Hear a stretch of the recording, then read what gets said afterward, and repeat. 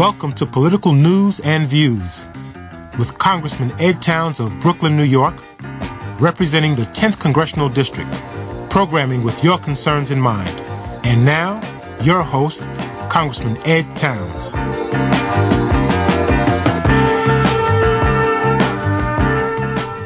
Welcome. Let me say we have with us Congressman Anthony Weiner, of course, who's on the Energy and Commerce Committee in the United States Congress. It's always a pleasure to have you on News and Views. Well, thank you very much. Let me be among the first to come on your show and call you Mr. Chairman, the chairman of the Government Oversight Committee. It's a remarkable honor, and a lot of us in Congress are turning to you for your wisdom and judgment on some of these things. You know, we're spending all this money, but we need someone to keep an eye on it, and that's what we have you for. So it's a great honor to be here with you. Thank you very much. And let me just start right away with the omnibus appropriations bill. I mean, what do you think? I mean, and I know, you know, a lot of people have been talking about the fact that there's earmarks and there's all kinds of things. You know, let me just hear your views on it. What do you think? Well, you know, first of all, for your viewers to understand, the only reason we're in this trying to do one of these great big bills is because in the last Congress, President Bush said he wouldn't sign any regular bills. And so we're kind of in the situation that we're trying to catch up.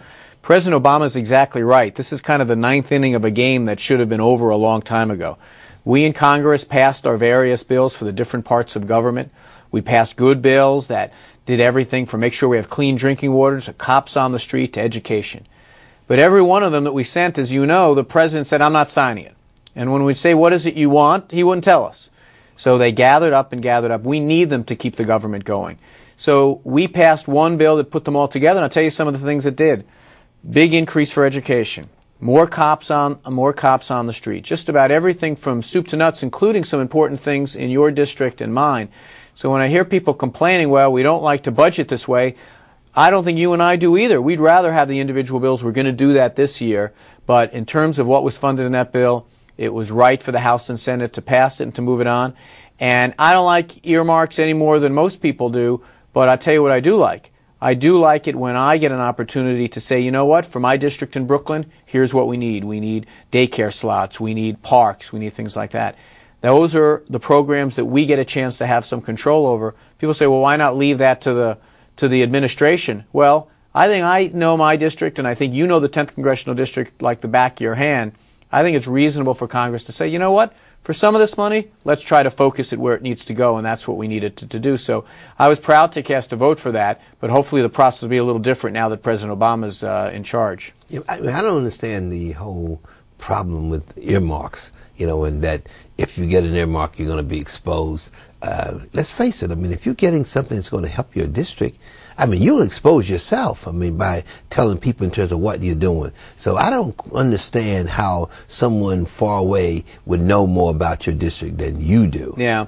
Look, there's no doubt about it. You know, I always find it interesting when people act as if these things are done without oversight and without knowledge. You know, anyone can go and look at the budget and see the explanations, and then if that doesn't work, you can always go look. Each of us, we are always very proud of the monies that we bring back to our district. Let's face it, Congressman, if you didn't bring money back, your neighbors would be knocking on your door and say, how come you're not bringing things back for our community? This is the way it's supposed to work. But, you know, everyone has to understand, I might not like some program in Alaska or Nebraska, and they might not like a program in Brooklyn. That's the way democracy is. That's the way it works. So I think I agree with you. Some of the complaints, I think, have been in the wrong direction. Yeah, because I think if you have just a generic kind of budget, and of course everybody across the country gets the same, I mean, that to me is a waste. I think that's where we have some waste, fraud, and abuse, because you have people taking things for the area and they don't really need it. Well, look, you want to look at an example of that. Department of Homeland Security gives out a portion of the budget, the same amount to each state. So what winds up happening? In Wyoming, they're getting Homeland Security grants. I got to tell you something. If Al-Qaeda's ever attacking Wyoming, we all have big problems. That's not the way to allocate. You should do it based on need. And who's better than Congress to work those things out? I'm not always happy with 100% of what's in the bill, but no one should be. You've got to try to balance the different imperatives from people all around the country, and I think we did it pretty well in that bill. Right. Let me just say, the other thing that this bill will do is job creation. I mean, I think that everything that we do now we have to focus it on jobs and job opportunities, because you've seen the numbers in terms of the amount of people that are losing their jobs across this country. And of course, whatever we do, don't we have to focus on jobs? You know, everyone tries to figure out what's the building block to get the economy started again. Is it fixing the banks? Is it fixing home ownership? I think you've touched on the real building block. If people are working, then they're spending in the neighborhood shopping strips and stores are staying open. If people are working, then they're more likely, statistics show, not to be getting into other types of problems. If people are working, they're not adding to the deficit by tapping into government programs.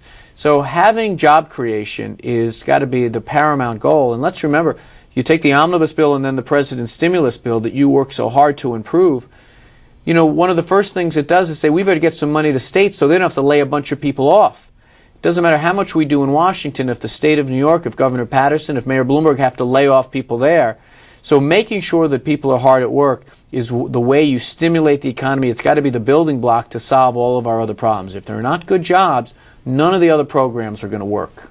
When we talk, let's talk about the stimulus just for a moment. Now there's some governors around the country and also a few mayors that are saying we do not want the money.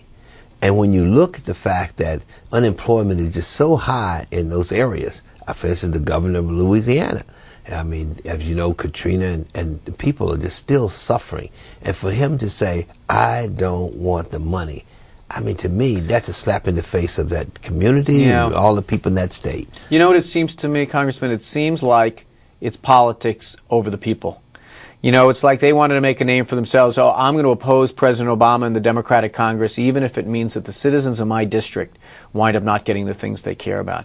You know, when people become cynical about government, it's because of things like that. When people are literally sitting in Louisiana, still living in trailers to this day, and we have money in the stimulus bill to provide affordable housing for the first time in a bill that we voted on in a very long time, and to imagine how it sounds to the residents of Louisiana to hear their governor say we don't want the money. I think that what it really is a sign that someone's, you know, that guy's posturing to, he wants to be the president, he wants to be a Republican leader in the years to come. But I want to remind you of something. When we passed the Medicare Act, not a single Republican vote. When we passed Social Security, not a single Republican vote. So this is, you know, this is how the Republican Party operates, I hate to say. Well, when you speak of that, you know, this budget that we're going to have to get through, now, let's face it, it's our budget. I mean, this is the budget coming from President Obama. And, of course, the way it looks is if we're not going to get any Republican support for that budget. You think we'll be able to pass it? Well, I have to tell you, it's tough. You know, I think a lot of people stop me on the street and they say, wait a minute, why do you keep saying you need 60 votes in the Senate? Isn't it 100 members? Don't you just need 51? Well, part of the problem that we have in the United States Senate is that unless you have 60 votes to overcome a filibuster, basically nothing will happen. We in the House, with your leadership and Nancy Pelosi and Charlie Rangel and Yvette Clarke and the members of the Brooklyn congressional delegation, we've been doing our job.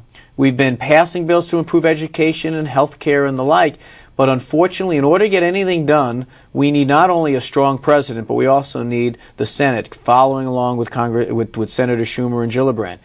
Now, I'm very confident that if the American people watching this show, support what we're trying to do, that we're going to get those votes necessary to get this done. It's too important a time to be playing politics with it, but there are a lot of our colleagues around Washington who are doing just that. They're playing politics. Yeah, but I understand some of the rural guys are having difficulty saying they can't vote for it, you know, because it deals with some of the subsidies and that they just can't go back home and, you know. But the point is that we have to recognize that the Bush administration put us in this mess, and that Obama and his administration are trying to get us out of the mess.